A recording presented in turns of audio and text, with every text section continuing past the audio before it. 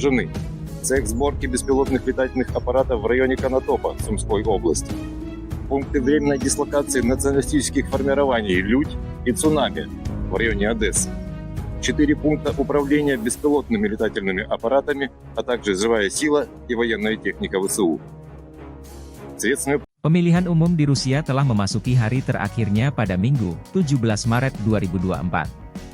Pemilu tetap digelar meskipun diganggu oleh serangan udara yang dituding dilakukan oleh Ukraina, yang berperang dengan Moskow, untuk mengganggu pesta demokrasi. Lebih dari 114 juta warga Rusia memiliki hak untuk memilih pemimpinnya.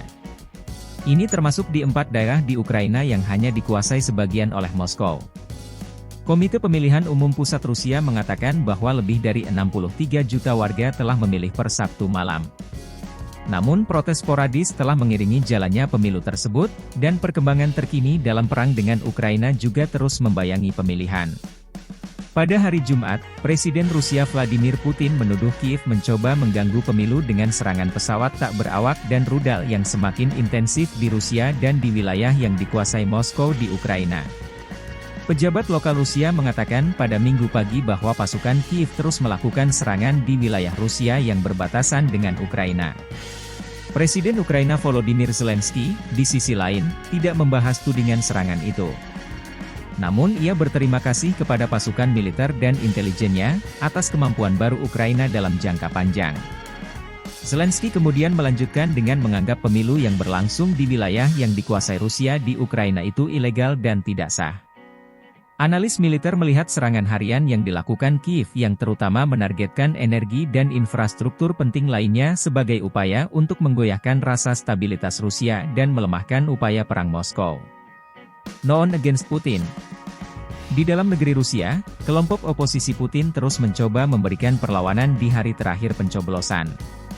Salah satunya adalah kelompok pendukung oposisi Rusia yang baru saja meninggal dunia dalam tahanan, Alexei Navalny.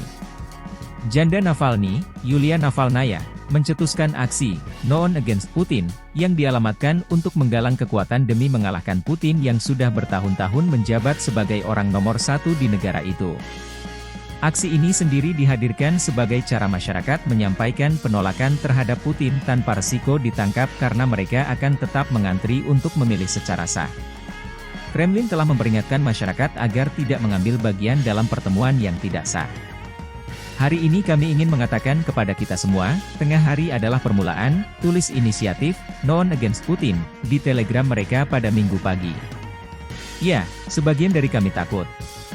Ya, pilihannya tidak mudah. Namun kami adalah orang-orangnya. Dan kami akan menghadapi pilihan dan tanggung jawab tersebut.